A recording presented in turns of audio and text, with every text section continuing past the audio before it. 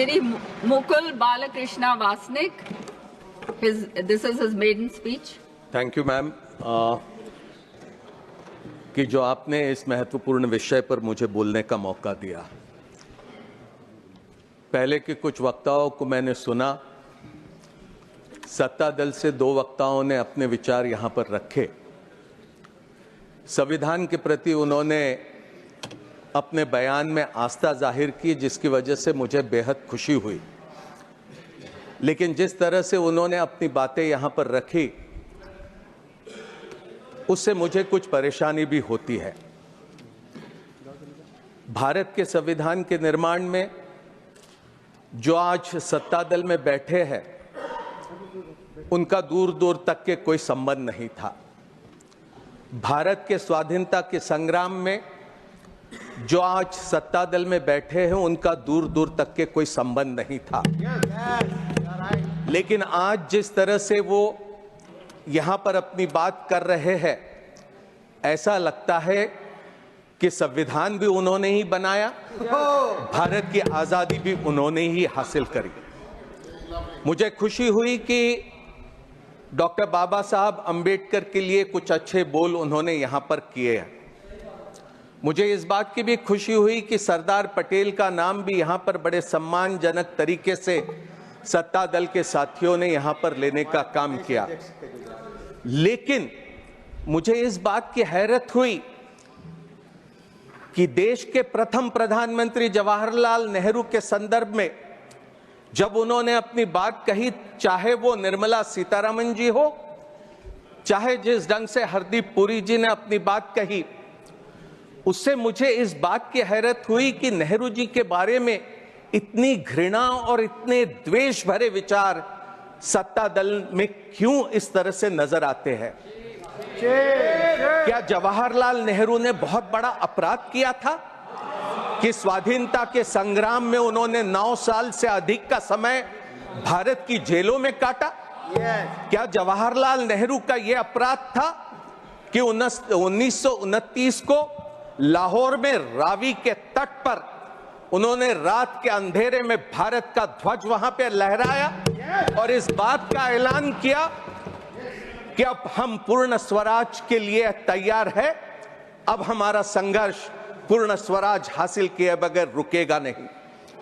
क्या जवाहरलाल नेहरू का यह अपराध था कि यहीं बगल में सेंट्रल हॉल में उन्होंने 13 दिसंबर 1946 का संविधान सभा में ऑब्जेक्टिव्स का रेजोल्यूशन रखा?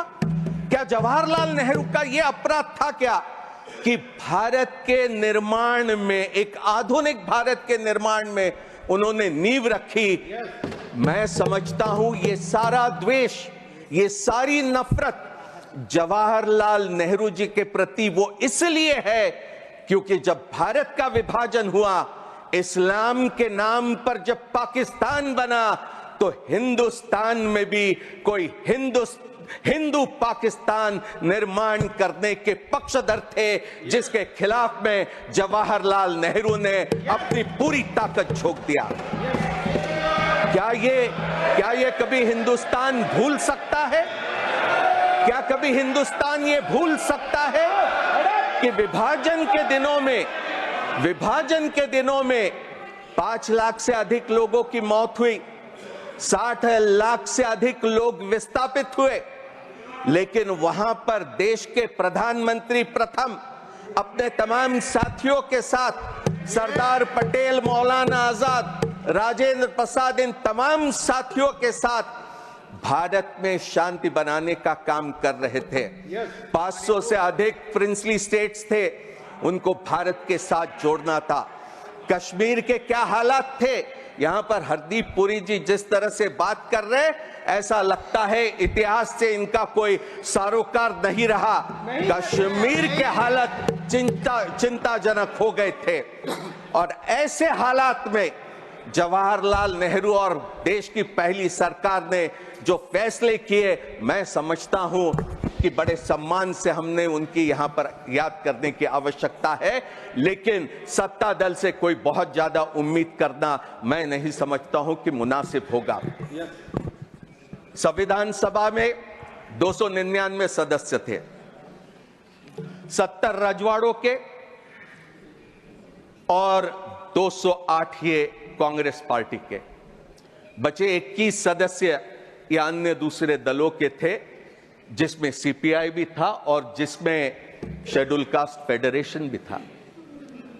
शेड्यूल कास्ट फेडरेशन से डॉक्टर बाबा साहब अंबेडकर संविधान सभा में आए थे और संविधान सभा में आने के बाद कांग्रेस पार्टी का संविधान सभा में पूर्ण बहुमत रहने के बाद स्वाधीनता के आंदोलन का नेतृत्व करने के बाद जिस तरह की स्थिति थी, उस समय संविधान सभा ने यह फैसला किया कि हम बहुमत और अल्पमत देखेंगे नहीं, हम ये देखेंगे कि किसमें क्या काबिलियत है और हिंदुस्तान के निर्माण में हम उनका पूरा का पूरा उपयोग करेंगे। जब 29 अगस्त 1947 को मसौदा समिति की घोषणा हुई तो वहां पर डॉक्टर बाबा साहब अंबेडकर शेड्यूल कास्ट फेडरेशन के एकमात्र सदस्य वहां पर उस समिति के अध्यक्ष करके चुने जाते हैं। बाबा साहब अंबेडकर जब 25 नवंबर 1939 को संविधान सभा में हुए संविधान पर जो बहस चली थी उसका जवाब देते हुए कहते कि संविधान सभा में आने के पीछे मेरा बड़ा मर्यादित उद्देश्य था और वो उद्देश्य था कि अनुसूचित जातियों के व्यक्तियों के अधिकारों की मैं रक्षा करूं।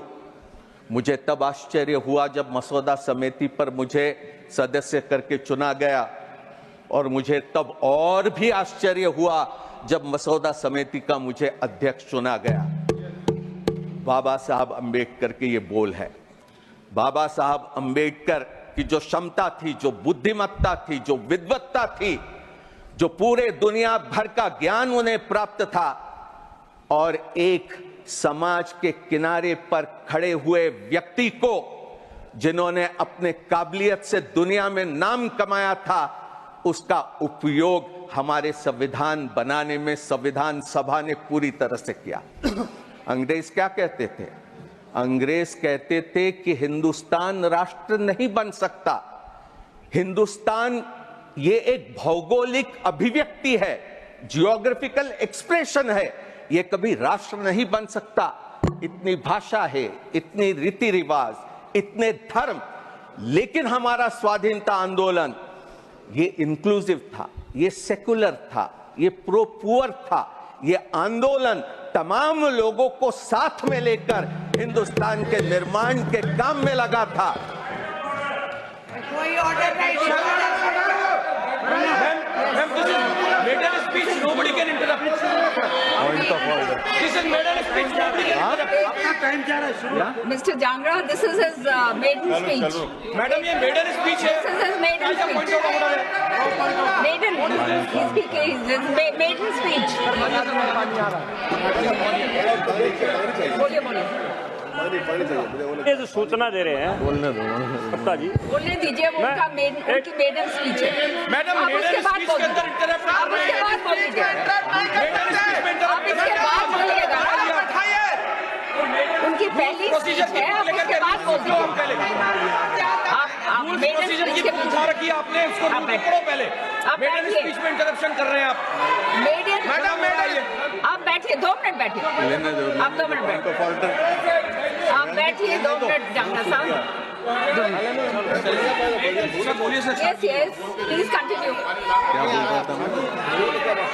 Please continue, Mr. Vasnik. Mr. Vasnik, I will allow him then. आ गया पानी। यार, मेडन स्पीच में इंटरप्शन, दिस इज रॉन्ग। और वो भी हरियाणा रूल्स प्रोसीजर को लेकर के गलत चीज। उनको वो तो मालूम है क्या रूल्स। हाँ, मैं तो समझता था कि आपका पूरा संरक्षण मुझे मिलेगा, लेकिन थोड़ा सा व्यवधान इसमें जरूर हुआ। आपको संरक्षण पूरा मिला है, तभी आप बोल रहे हैं। बोलिए। तो बाबा साहब अंबेडकर का भारत के संविधान के निर्माण में संविधान सभा ने पूरा उपयोग किया। उस समय के यूरोप में क्या था? भाषा के नाम पर, धर्म के नाम पर आधुनिक राष्ट्रों का निर्माण हो रहा था। फ्रांस हो, जर्मनी हो, इटली हो।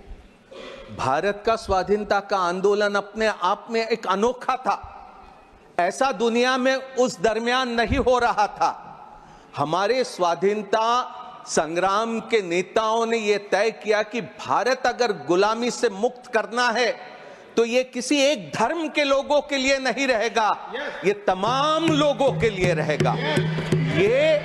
ये समाज में उन लोगों के लिए भी रहेगा जो समाज में आज अस्पृश्य करके जाने जाते हैं और छुआछूत के शिकार होते हैं। ऐसे लोगों के लिए भी हिंदुस्तान आजाद बनेगा। महिलाओं के लिए यहां निर्मला सीतारमण जी बहुत बातें करके चले गई। निर्मला सीतारमण जी ने महिलाओं के बारे में one minute. This is his maiden speech. Please allow him to speak. Please. बैठ जाओ, कोई पता नहीं पे खड़े हो Please जाओ। carry on, Mr. Vasnik. Nirmala Sitharaman ji ने महिलाओं के बारे में बहुत सी बातें यहां पर कही कि किस तरह के कानून यहां पर सत्ता दल ने पिछले दिनों में लाए। बहुत अच्छी बात है, महिलाओं के लिए आरक्षण मिले, ये तो हमारा भी यही ख्याल रहा है। इस पर हमने भी काम किया है। अगर आप करेंगे तो हम पूरी तरह आपके साथ रहेंगे, इसमें कोई दो राय नहीं हो सकती। लेकिन भारतीय जनता पार्टी का आज तक के कोई महिला का नेतृत्व हमने देखा है क्या? राष्ट्रीय स्तर पर आज तक के हमने नहीं देखा कि कोई भारतीय जनता पार्टी की महिला भारतीय जनता पार्टी की अध्यक्ष बनी हो। राष्ट्रीय स्वयंसेवक संघ जो जहां से इनकी पूरी वैचारिक धरोहर है, राष्ट्रीय स्वयंसेवक संघ में जिसके अभी अगले साल 100 साल पूरे हो गए, क्या आपने राष्ट्रीय स्वयंसेवक संघ का कोई सर संघ चालक महिला को देखा है क्या? आज तक नहीं। कॉन्स्टिट्यूशन पे बोलिए, please speak on the subject. Madam, I have the right to say if anybody is going to attack the Congress party and if they are going to think that we are not going to rebut, then that is absolutely wrong. मैं आपसे पूरे आदर से सम्मान के साथ कहूंगा,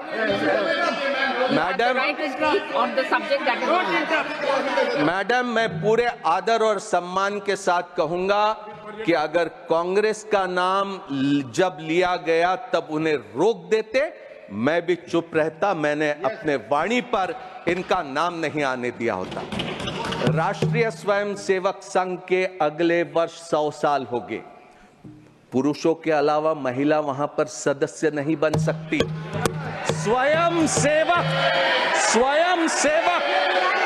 सिर्फ पुरुष ही है। राष्ट्रीय स्वयंसेवक संघ में राष्ट्र सेविका करके एक अलग उनका एक संस्था है। ये इसमें कॉन्स्टिट्यूशन का कोई महिलाओं के बारे में मैं नहीं समझता हूं। कांग्रेस पार्टी में एनी बेसेंट से लेकर तो सरोजनी नायडू से लेकर वो तमाम अध्यक्ष हमने स्वाधीनता से पहले देखा और उसके बाद भी।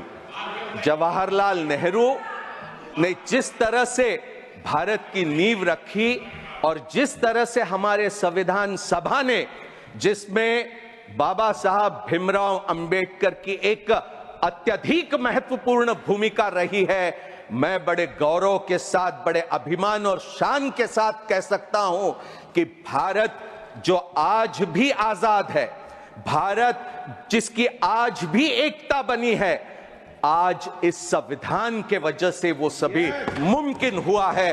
अन्यथा इतनी भाषाएं, इतने रीति रिवाज, इतने धर्म, मैं नहीं समझता हूं कि इतने मजबूती से आगे बढ़ पाते। हमें बड़ा गौरव है कि आज सबसे बड़ा लोकतंत्र करके हम दुनिया में अपनी जगह पाए हैं और मैं उम्मीद करता हूं कि अगर हम भारतीय संविधान के रास्ते पर चलते रहेंगे तो हम और अधिक मजबूत होंगे और अधिक हम दुनिया में अपना नाम रोशन करने में कामयाब होंगे। यहां राजीव जी के बारे में बात कही कि किस तरह से वहां पर इंदिरा जी की हत्या होने के बाद स्थिति पैदा हुई। यहां इंदिरा गांधी जी का शव रखा है। कोई गिन भी लेता कि इंदिरा गांधी जी के छाती पर कितनी गोलियां झेलनी पड़ी थी। कोई यह भी कह देता था कि उस समय के क्या हालात थे जिसमें इंदिरा गांधी को कठोर फैसले करने पड़े थे।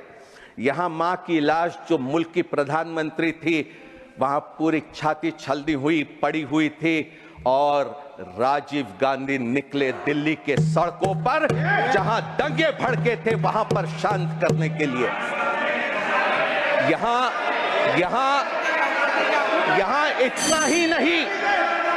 इतना ही नहीं निर्मला जी ने यहां पर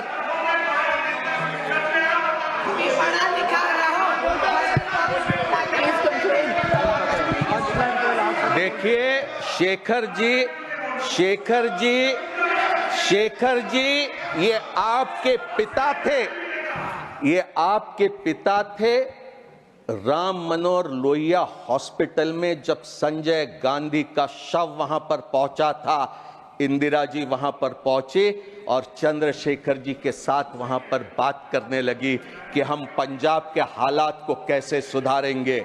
आप क्या बात कर रहे हैं? पहले इतिहास को जानने की कोशिश करो। निर्मला जी ने यहां पर मैं आपका संरक्षण चाहूंगा।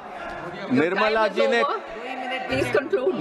जी ने यहां पर कॉन्स्टिट्यूशन फर्स्ट अमेंडमेंट को लेकर बात कही। पहला जो अमेंडमेंट लाया गया, जवाहरलाल नेहरू प्रधानमंत्री थे, निश्चित उनकी जिम्मेदारी थी।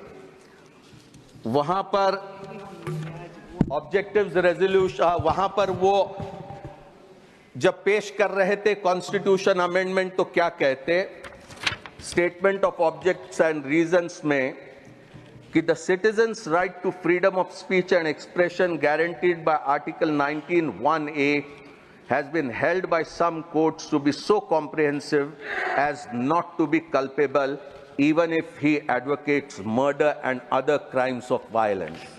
In other countries with written constitutions, freedom of speech and of press is not regarded as debarring from punishment or preventing abuse of this freedom. आगे में वो पूरा इसका विस्तार से वहां पर ऑब्जेक्ट्स रखते हैं। Please conclude, your time is over. Doctor Ambedkar भी 2 घंटे पूरा ये अमेंडमेंट के समर्थन में अपनी बात रखते हैं और नेहरू जी ने जो भूमिका रखी उसका पूरा समर्थन करते हैं। हमने 15(4) लाया 51 में, हमने 2006 में 15(5) लाया जिसके जरिए दलित, आदिवासी और पिछड़े समाज के लोगों को private and public educational institutions में हमने आरक्षण दिया है।